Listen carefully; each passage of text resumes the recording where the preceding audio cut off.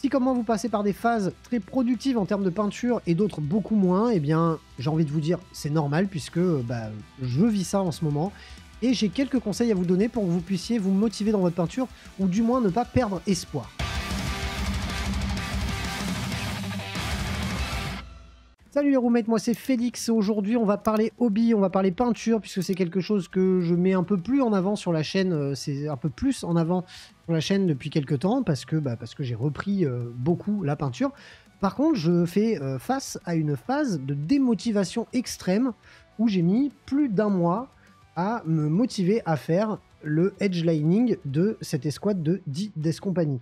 Qui normalement m'aurait pris 1 jour, voire 2 jours grand maximum, m'a pris plus d'un mois parce que je perdais clairement ma motivation et j'avais beaucoup de mal à m'y mettre, même si j'avais énormément envie de peindre, ce qui est assez paradoxal. J'avais énormément envie de peindre, mais par contre, je n'arrivais pas à m'y mettre.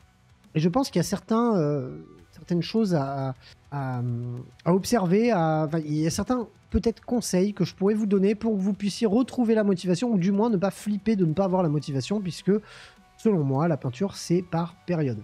Et avant d'aller plus loin, bien évidemment, je vous invite à me donner dans les commentaires votre avis sur la question. Qu'est-ce qui vous motive, vous, à peindre des figurines? N'hésitez pas à le faire, je suis très curieux, parce que j'ai envie d'apprendre aussi de vos expériences à vous.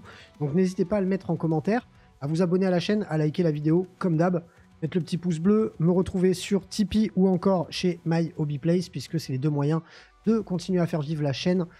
Tipeee, vous pouvez vous y abonner tous les mois, vous avez 50 € à gagner en bon d'achat chez My Hobby Place, et bien évidemment, quand vous achetez vos figurines chez My Hobby Place à moins 20% déjà, lorsque vous créditez la Wargaming à la fin de votre panier, ça permet au studio de récupérer un petit peu de sous, et donc de continuer à vous proposer du contenu.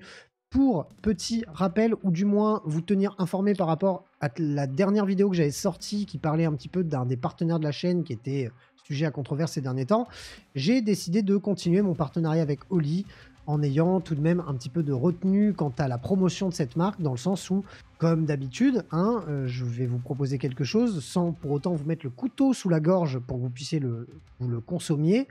Oli, c'est une marque d'énergie drink, de boissons énergisantes, de boissons de thé glacé, c'est ce que je consomme principalement, ou encore de milkshake que je consomme aussi beaucoup, ou encore de la gamme hydration qui vous permet de faire de la récupération après le sport. Oli est une marque qui vous permet de vous substituer aux boissons sucrées. Maintenant, comme n'importe quelle boisson et comme n'importe quelle chose dans la vie, c'est à consommer avec modération, que vous allez remplacer par quelque chose.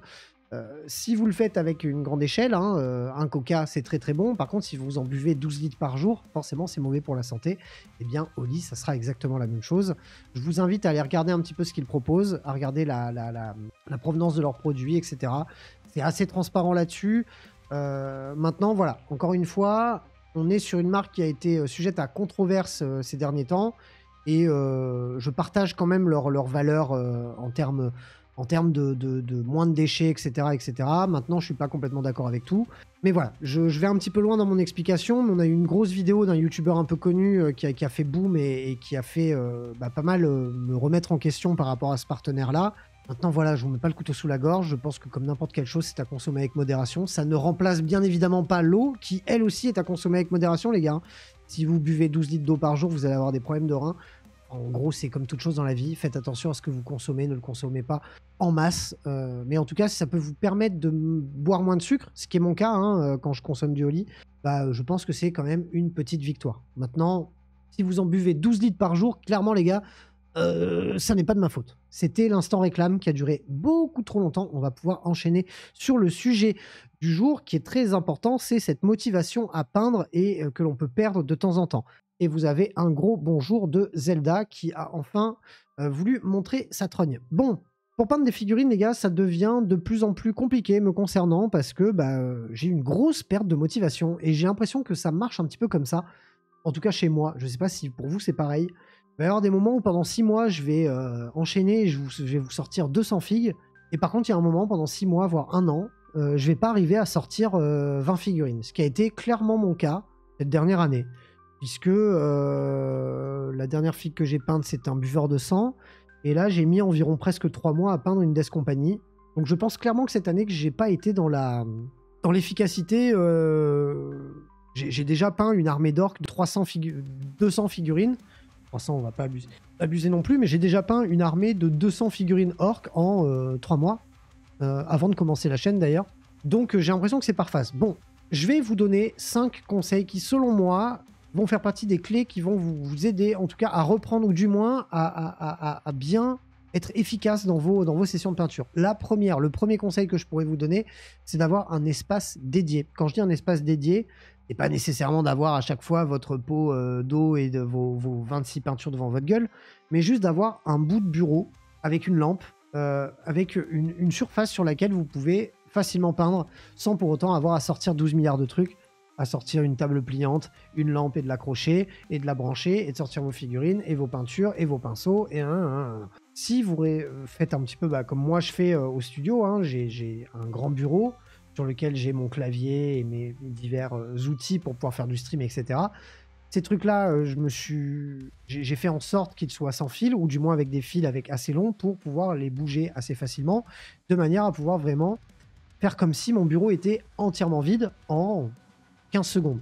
Derrière, j'ai mes petits outils, mes petites peintures à dispo, même si je les ai changées d'espace parce que c'était en train de faire tomber mon mur, parce qu'il y en avait beaucoup trop sur les étagères. Mais j'ai tout mis à portée de main et je pense que c'est super important et je pense que c'est vraiment le premier conseil qu'on peut donner à quelqu'un qui se démotive en peinture, qui n'arrive pas à s'y mettre, ou du moins à être régulier, c'est d'avoir un espace dédié. Et Dieu sait que c'est pas facile, hein. Alors moi, dans mon cas, je vis tout seul chez moi et à part mon chat, je dois rendre des comptes à personne. Mais quand on a une madame, des enfants, on n'a pas nécessairement la possibilité d'avoir un espace dédié. Mais dans la mesure du possible, putain, mais j'ai des poils de chat partout, même sur la gueule. Incroyable quand même. Voilà. Ce que je pourrais vous conseiller, en tout cas en premier lieu, c'est d'avoir un espace dédié que vous n'allez pas avoir à triturer pendant 10 minutes pour pouvoir vous mettre en place. Un bout de bureau, ça tient, du moment que votre lampe est en place. Faites en sorte d'avoir un espace que vous allez pouvoir utiliser régulièrement sans avoir à sortir 18 milliards de matos pour pouvoir peindre, parce que ça peut clairement vous démotiver, ce que je comprends complètement.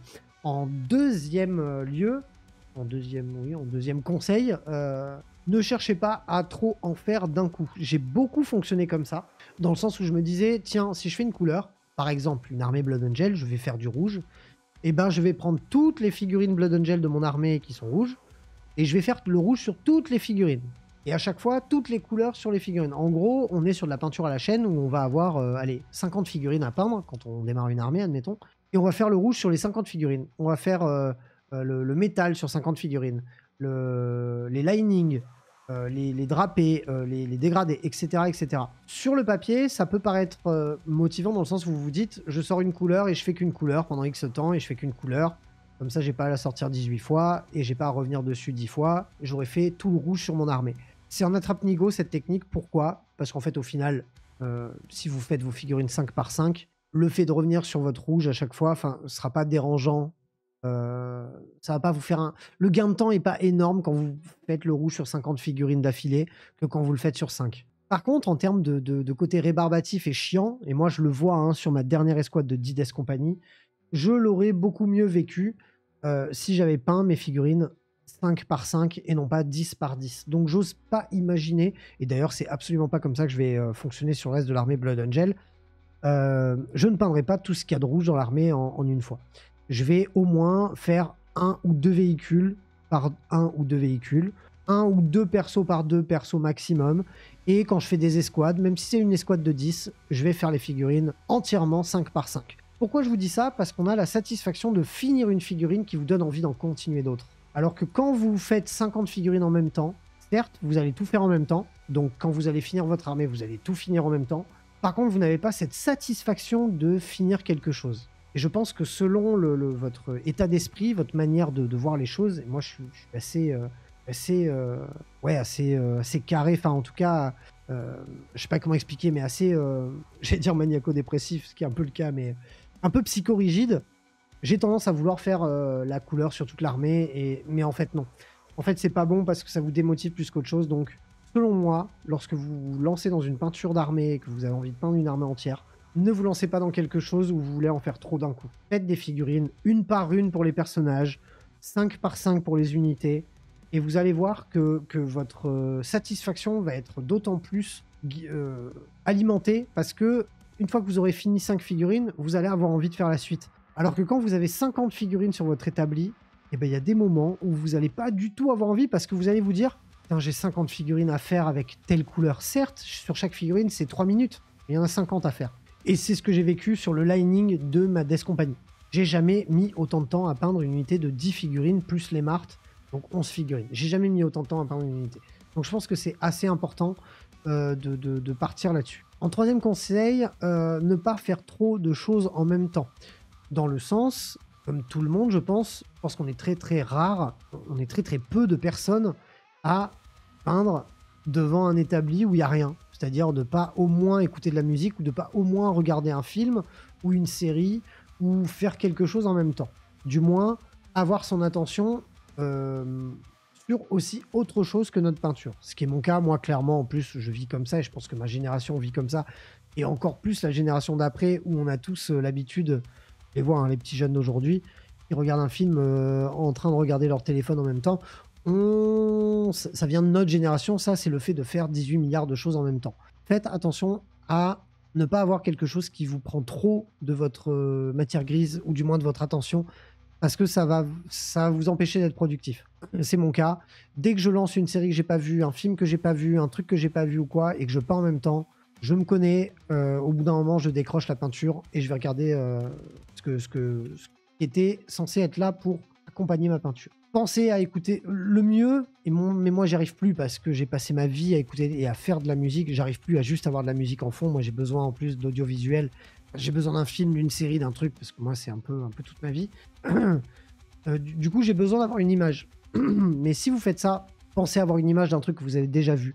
Parce que si vous lancez dans quelque chose qui vous prend un petit peu aux tripes, vous allez absolument pas arriver à focus assez de manière attentive à votre peinture. Donc pensez à vous occuper avec autre chose, parce que je pense que faire juste de la peinture sans rien, c'est un peu vide. Enfin, moi, en tout cas, ma créativité, elle est boostée par les films, par un autre aspect créatif, par l'art de manière globale.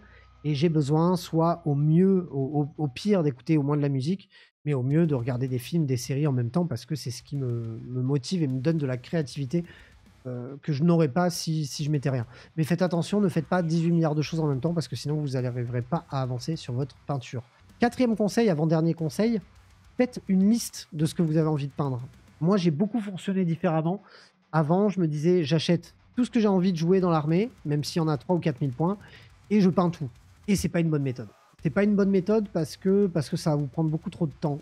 Et je pense que c'est important de vous fixer à une première liste. Faites-vous une liste d'armées que vous avez envie de sortir sur le champ de bataille et peignez-la. Mettez-vous une motive de ouf pour la sortir. Comme ça, vous allez être motivé par cette première partie avec vos potes où vous allez leur montrer vos figurines peintes. Mais en plus de ça, derrière, quand vous aurez fini votre partie et que vous aurez peut-être pris un cul ou pas, vous allez vous dire ok, j'ai testé ça, c'était bien, mais par contre, j'ai envie de tester ça, de rajouter ça et de changer ça.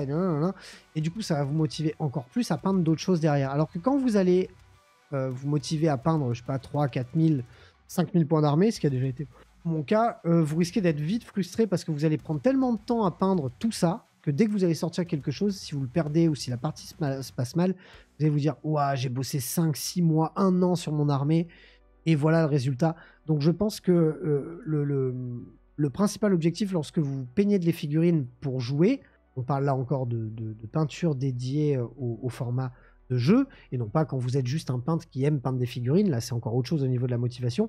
Par contre, lorsque vous avez envie de sortir vos figurines sur le champ de bataille et que vous avez envie de les jouer, je pense vraiment que c'est important de partir sur une première liste. Et si je pouvais rajouter un autre détail, un autre conseil, ne faites pas une liste avec 3 fois une escouade, 3 fois une autre, 3 fois une autre, 3 fois une autre. Faites une liste où il y a beaucoup de choses différentes. Ça vous permet de faire un petit peu le tour en termes de modélisme et de faire un petit peu le tour en termes de gameplay.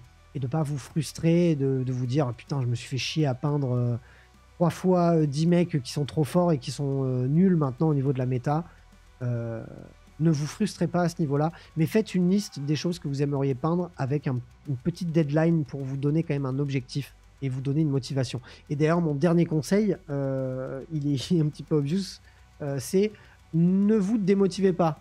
Eh ben Félix, elle est incroyable ta vidéo. J'y avais pas pensé à cette histoire de ne pas me démotiver. C'est un petit peu facile de dire je vais vous faire une vidéo pour vous motiver à peindre. Et mon conseil, c'est de ne pas vous démotiver. En fait, ce conseil-là regroupe un petit peu tous les autres. Ne vous forcez pas à peindre 100 figurines d'un coup à la chaîne. Ne vous forcez pas à peindre toute une gamme de figurines, ou du moins 5000 points d'une armée. Ne vous forcez pas à peindre tous les jours si vous n'en avez pas envie. La peinture, comme n'importe quel hobby, il faut en avoir envie pour le faire. Il faut pas que ça soit quelque chose il faut pas que ça soit quelque chose qu'on subit. Parce que moi, clairement, dès que j'ai pas envie de peindre, je ne peins pas. Parce que j'ai pas envie d'avoir ça comme fardeau sur le dos. Mais ne vous démotivez pas non plus en cours de route. Pourquoi je vous dis ça? Parce que bon nombre de fois, j'ai commencé à peindre des figurines, à faire les aplats de le remplissage de toutes les couleurs sur une figurine, et derrière de faire les lavis. En gros, vous faites votre couche de base sur toutes les parties de la figurine. Par exemple, vous peignez un Blood Angel, vous allez peindre l'armure en rouge avec le dégradé, vous allez peindre les parties métalliques en gris métal, vous allez peindre les parties en or, vous allez peindre les parties de cuir en noir ou en marron, etc., etc., etc. Une fois que vous avez tout rempli, vous allez faire vos lavis sur vos différentes couleurs pour donner un peu de profondeur. Et en fait, on arrive au stade où vous avez déjà passé énormément de temps sur vos figurines à peindre et où elles seront très très moches. Le nombre de fois où j'ai peint des figurines, les gars, où j'ai fait les aplats de partout et les lavis de partout, et où je regarde ma fille et je me dis, elle est dégueulasse là. Donc, mon conseil pour le fait de ne pas se démotiver, il est là. Ne partez pas perdant en cours de route quand vous vous dites ouah, mais là en fait c'est moche, je pars à la ruine. Non, non, non, non, non. Comme toute chose, comme tout art, je vais repartir sur ah, je cherche mes mots. Une confrontation, ou du moins en tout cas des points communs avec la musique. Moi, quand je faisais des compositions, c'est moi qui composais pour mon groupe, donc je composais, j'étais guitariste, mais je composais la batterie, la basse. Bien évidemment, je faisais retoucher par mes musiciens, mais c'est moi qui composais tout. Et quand tu pars d'un squelette, la musique, elle est à chier. Parce que tu as juste tes riffs de base, tes couplets, tes refrains, t'as aucune transition, tout est très linéaire. Il manque tous les breaks, les parties un peu artistiques, où tu laisses un peu libre cours à ton côté artistique. Et dans la peinture, c'est pareil. Vous arrivez à un stade où vous avez rempli en gros toutes les cases, vous avez peint votre figurine, il y a du noir à mettre dans le noir, tu le mets, il y a du rouge à mettre dans le rouge, tu le mets. Tu as peint toutes les parties de ta figurine comme elles devaient être remplies, mais tout l'aspect qui va vraiment vous donner un gros kiff sur votre peinture, il va être après. Quand vous allez faire du dégradé, quand vous allez faire du lining, quand vous allez faire le socle. Moi, pour moi, le socle, c'est la partie la plus importante dans le hobby. Vraiment, c'est ce que j'aime d'ailleurs le plus faire, c'est les socles, parce que je trouve que ça donne complètement vie à vos figurines. Et donc, pour revenir au fait de ne pas vous démotiver, ne partez pas du principe que oh, vos figurines, là, elles sont moches, alors que vous y avez déjà mis des heures. Non, elles vont devenir belles sur les finitions, vraiment. Elles vont... Évidemment, si de base, vous avez mal peint vos figurines, dans le sens où vous avez débordé de partout, ça sera dégueulasse. Mais si vous partez déjà sur de la peinture, comme on dit, de la peinture au numéro, où vous mettez les bonnes couleurs aux bons endroits, vous êtes déjà sur la bonne route. C'est juste qu'effectivement, avant de passer à cette phase où c'est vraiment magnifique et où vraiment vous dites « Ouah, je suis fier de mon escouade là », et ben vous allez passer par une phase où vous y avez déjà mis beaucoup d'heures et où pour vous, ça ressemble à rien. Et ça a été beaucoup mon cas quand j'ai peint des figurines, notamment ma Death Company, que vous voyez encore là. Quand j'avais commencé à mettre toutes les couleurs juste aux bons endroits, je m'étais dit « Ouais, bon, ça va pas être ouf. » Et en fait, là, quand je les regarde, y a les linings aux bons endroits, il y a les dégradés aux bons endroits, le noir est pas complètement noir parce qu'il y a des dégradés avec du gris, le rouge pareil, et ça, un stade de ma peinture, j'en étais absolument pas à ça. Et j'aurais pu clairement me dire, ouais, c'est de la merde, passe à autre chose, c'est pas bon ce que tu fais. Et c'est ce que je pense, l'aéro fait parfois l'effet inverse. Vous allez commencer vos figurines avec l'aéro, faire vos beaux dégradés et tout, et vous dire, ouah, la figurine va être ouf. Par contre, si vous merdez la suite, bah, ça va être dégueulasse. Donc, ne vous démotivez pas en cours de route parce que tout vient à point qui sait attendre. Et on est dans un hobby qui nécessite de la patience. Donc, prenez le temps, bichonnez vos figurines. C'est important d'y passer du temps. C'est important. Je pense que c'est ce que Games Workshop devrait encore plus mettre en avant aujourd'hui. On est sur un hobby qui développe une créativité folle. Enfin, moi, clairement, j'aurais peut-être jamais fait de la musique dans ma vie si j'avais pas découvert les Warhammer gamin quand ma belle-mère m'a amené dans un shop de Warhammer. L'aspect créatif de la chose va bien au-delà de juste peindre des bonhommes en plastique comme un geek dans sa cave. Ça peut faire surgir chez vous des facettes de votre personnalité que vous auriez pas pu voir venir avant. La créativité, c'est ultra important. Le côté artistique, c'est ultra important. On a besoin d'artistes, c'est ultra important. Et on va d'ailleurs terminer là-dessus, puisque c'est quand même assez philosophique. Je suis assez fier de ma petite conclusion. Si en tout cas vous avez aimé cette vidéo, vous mettez le pouce bleu, vous vous abonnez, vous activez la cloche. Bref, vous avez l'habitude, vous vous abonnez à la chaîne secondaire pour le prochain rapport de bataille. Normalement, quand cette vidéo sortira, elle devra être déjà présent sur la chaîne.